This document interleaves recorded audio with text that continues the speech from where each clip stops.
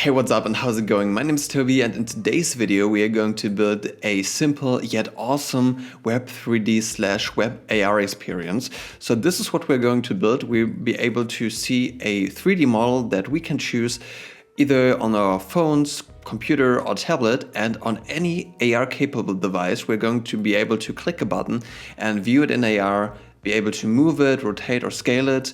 And so this effect is pretty cool, yet pretty simple to make. So this tutorial is definitely beginner friendly, and if you don't have any prior experience with AR or with web development, you should also be able to follow along pretty nicely. Within this tutorial, we're also going to create a link that we'll be able to share with our friends and family, and we'll also be able to actually embed this effect onto our website so we can create it once and share it anywhere with anyone at any time. So this is definitely the power of Web AR. It is available and usable immediately. So without any further ado, let's get started. So for this tutorial, we're going to use Codesandbox, which is a fast and easy way to get started with web development. Everything is running in the cloud, and this will make it very easy to share our project later on using a link. Of course, you can also use Visual Studio Code or WebStorm as you like, and simply achieve the same effect there. So the first thing you want to do is go to codesandbox.io, and then you want to log in. So if you don't have an account, you can create one, it's free, and simply log in, and then going to create a new project, and we're going to choose HTML and CSS. So let's call this one AR Web Tutorial. And simply going to click Create Sandbox. So now we're here in a pretty much empty scene, and we can, first of all, let's delete this H1 here. We don't need it. So this is basically just some boilerplate HTML code, and we also don't need our style sheet here. And for the sake of this tutorial, we're going to code everything in one file, so in our index.html file. And usually if you have some more advanced projects and bigger projects, you would then create folders and have your HTML, CSS and JavaScript separated. But for our tutorial, it's fine if we do this.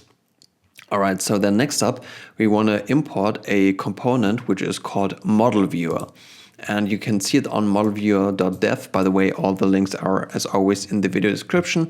This one is created by Google, and it's, as it says, an easy way to display interactive 3D models on the web and in AR. And we can already see with this astronaut here, well, that will be able to just display this one. And this one also has a pretty nice documentation. So we can, for example, go into the examples here, and we'll be able to see a whole lot of things that we can do, such as annotations or adding lighting, working with animations. There is, however, a caveat if we want to use this in AR, and I'll talk a bit about this later on. But generally, the thing is that so on iOS devices, on Apple devices, we'll not be able to really do a lot of things in augmented reality. We'll only be able to see the model, but we can't play animations or do some kind of annotations. And this is due to one decision that Apple has made so far, not implementing WebXR, or better said, not allowing WebXR on iOS devices.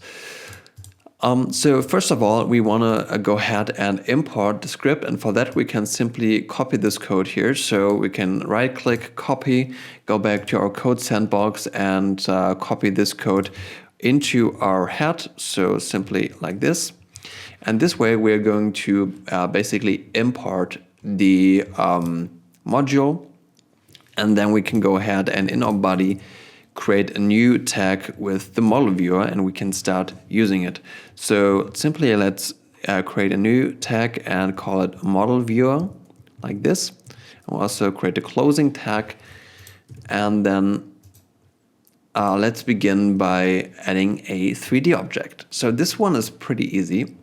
We can go to any kind of website that has 3D models on them.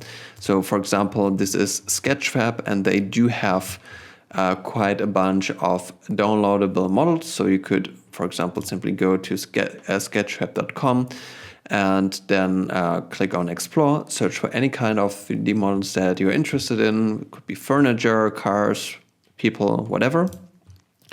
So in some cases, you might need to actually edit those 3D models. They might be very big, or there might be something weird with the rotation or whatever, but many of those models will work just fine. So if you will choose some kind of custom model here and it will look weird within the 3D view or within AR, it might be that the scale is just way off, or that this might be something wrong, and then I'd advise to use something like a Blender here to import the model and to check what's going on.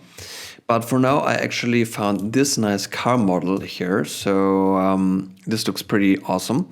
And we want to download it. Again, there's the link in the video description by clicking on download 3D model. And we need once the USDZ. And this format is for Apple devices. And we'll need then the GLB, which is being used on any Android devices. So we need two times the same 3D model in two different formats. And so this GLB and USDZ, those are some very usual formats if you're working with Web 3D or Web AR.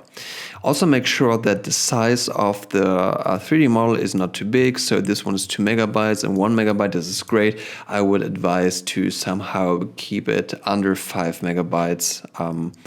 So otherwise it will take a long time to load. So make it as small as possible. So then next up, let's go back to our Codesandbox here, and let's create a new folder and call this one models. Oops. Like this. Let's open this one up, and then from our downloads, let's take our cars here. So let's simply drag this one into the models folder, and it will be uploaded. So, well, it can't be shown here, but it definitely works. So we got the USDZ file, and let's also take the GLB file and upload it. I think we'll need to drag this onto the folder like this. Awesome. So now, as I already downloaded this earlier, let's change the name so we don't have this weird one here. So let's only call it like this and like that. Awesome. So let's go back to the index.html file here, and to see the model, we'll have to actually go into the first tag here of the model viewer. So before, well, this bracket here basically, and then we can go ahead and enter source, so src, and then we can add our model. So let's go to models. And then let's choose the 130 GLB, and let's click save. And as we can see, something is loading, and we can see the 3D model, but we're not able to, so it's pretty small and we're not able to move it around or scale it or anything. So for that, we'll have to add a few more tags. So to increase the size of our frame, let's go ahead and add another attribute. So we're going to add style. And here we're going to say width will be 100 view width, so basically the whole width of the screen. And the height, let's do something like 90 view height. And this is because on our phones we do often have some kind of menu at the bottom, and this, well, we don't want to actually the model to be under this overlay. So now if we hit, so if we save again, holding Control S or Command S, then we'll be able to see the model, well, is now spanning across the whole website. So to add controls, we'll can also check within our model viewer example here. So in this example, we can see that more attributes have been added. And here it says camera controls. So this will allow us to move around the character and touch action. While this is a little instruction, if you want to say so, which is being shown on top of the model so that the user actually knows that, well, they can move it. So let's copy and paste both of them. So select, copy, and paste them into our model viewer here. And now if we hit save, clicking Control S or Command S, we'll see this little instruction, as well as we'll be able to, well, move the object and look around it. So this is already pretty awesome. And we already have some kind of 3D view going on. And the only thing that we'll need now is actually some augmented reality features. So for that, it's also very easy. We simply add one more attribute, which we're going to call AR. And if we save this one, this will actually already enable the AR capabilities. And if we want to see if AR is enabled and how it would potentially work on our computers, we can actually use a Chrome web extension, which is called WebXR API Simulator. So for that, you can go to this little icon here, extensions, manage extensions, and then we can go to the Chrome Web Store. And here you can enter simply XR, and you'll find the WebXR API Simulator. And maybe there'll also be some other ones, but this one is what I'm using currently. And then, for example, if we'll go back to our Codesandbox here and click on this, we'll be able to actually see something happen. And this is how, well, the XR would look like. And if we click here on this icon, we can also turn. So this is a pretty much a phone that's being simulated. If this is not working for you guys, go ahead on any website and then do a right click, inspect, and let's see if WebXR is actually enabled here. And then go ahead and select the Samsung Galaxy here as a device and not the Oculus Quest or Oculus Go. And otherwise, if we don't have this enabled, and we can already see that there's this view in your space here in the model view examples. If we now reload the site, it will be gone because, well, the browser doesn't recognize any kind of WebXR device. And if again we go back to our Galaxy and reload, we'll have this button showing up here. So that's a little trick how to test WebXR in your browser. And if we simply reload the page, then we are back in a normal 3D view. Okay, so next up, let's create a custom AR button. And for that, we can simply go ahead and add a button and also close it. And maybe we'll just say start AR. And then within the button, we want to add the ID and say enter. And this is going to be AR button. And then we also need a slot. So let's enter slot, which will also just say AR button, so that model viewer knows that we want this button to be the start point for augmented reality. And so we now have this button here at the top left, and let's add some styling to it. So let's create a new style tag here. So close it like this. And let's simply go ahead and then, since it's an ID, so the AR button is an ID, we need to do a hashtag AR minus button. And now we can actually define the style for this element, as it's not a simple class name, but an ID. And let's go ahead and first of all define the width. Let's do this maybe 120 pixels. And the height maybe something like 60 pixels. And if we hit save again, we can see the button is a bit bigger. So let's go to the position and let's set this one to absolute. And let's align this at the right bottom corner. So for that, we can simply go ahead and say right. So the distance to the right side of the screen should be, let's say, 35 pixels. Like this. And then we're also going to do bottom. So this one might be 35 pixels as well. And then, and as you can see, since our view height is 90 view, we're not at the very bottom here. And then let's also go ahead and maybe set the background color to aqua, whatever this one is. Or maybe we can just choose some kind of color that we want, a bit darker one. Don't know if this one is better. And then let's make the color of the font to simple white. So let's simply add white, like that. So now we have a start AR button Maybe let's actually make it a bit lighter, like this. Have a start AR button, and we're going to set border also to none, so we don't have this border, so this looks a bit nicer. Then we can also do the font size, maybe 24. Or let's say 20, so this is better. All right, so this is now our AR model, and we can do click on Start AR, and then it potentially should actually enter the AR mode. So this is pretty nice. There's still something missing about this, and I think we'll need some shadows. So let's go ahead and add some shadows here. All we need to do is pretty much go ahead and take a new attribute, which is called Shadow Intensity. And we can set this one to 1. And now we do have shadows. Maybe a bit more. Let's set this one to 2. And yeah, now we have some pretty nice shadows. So now if we want to go ahead and test this one, we can go to Share here at the top right. And then we'll need to change it from private to public.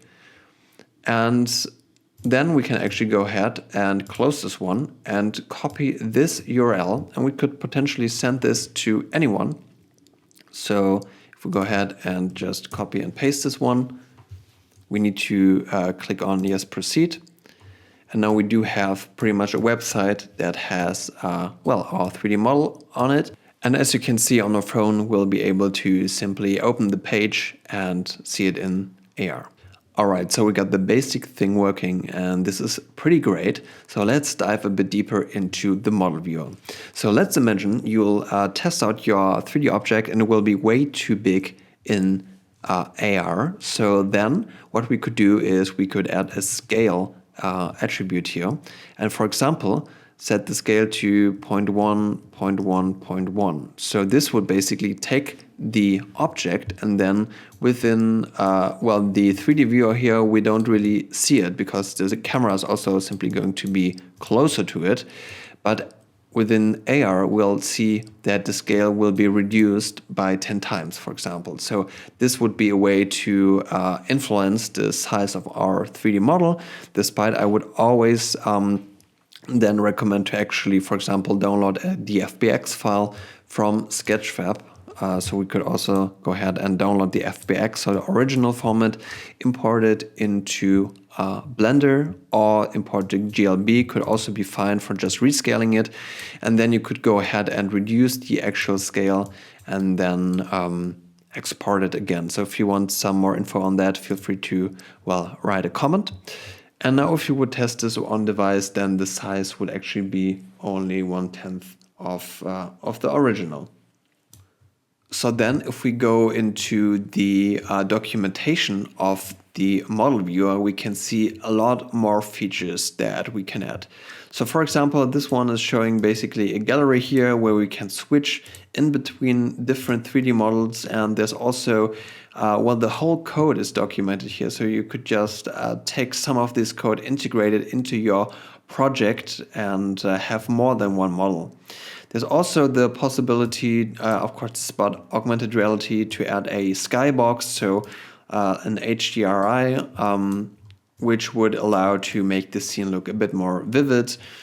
We could also place things on a wall. So if you would add the AR placement wall attribute, this would signal that we want this model to be placed on the wall. So this is also pretty nice.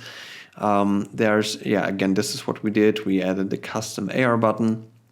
And there's also animation, so we can add models with animations and even select, control the speed, and do all of that. But the sad thing is this will only work on Android devices or on the Apple Vision Pro, but not on an iPhone or an iPad, because Apple does not fully support WebXR. So this is quite sad, but maybe within a future software update, we'll be seeing these features also, and WebXR being enabled on the iPhone. This would actually be pretty nice. So I'd advise you guys to just click through these. There's also annotations, which are pretty awesome. So this can be quite more sophisticated. Maybe one disadvantage of the model viewer is that it's not a game engine or anything, but it's rather a way to display just one, albeit very detailed model, and be able to just watch it, and it's not meant to do anything more than, for example, an interactive game or something. But still, it's pretty cool. It's a pretty awesome way to very quickly get some web AR going. It can be embedded into any kind of website, and so I really like this idea of just very accessible augmented reality. And for anyone who's interested, the model viewer is actually a wrapper of Three.js, which is a pretty awesome web 3D library, which will allow you to basically run full 3D games within a web browser. So this is pretty awesome. It's working with JavaScript. And well, I think this is something that we'll see a lot more often in the future. And it's similar to Babylon.js, which is another one of the other big 3D you could already say game engines. So this is also a pretty cool library. So if you're interested, you can also go to Three.js.org and read a little bit more about this one. Alright, but that's it for this video. So I hope it was useful for you. I hope you learned something. And if you have any further questions, then please write a comment below. And as always, thanks a lot for watching and see you next time.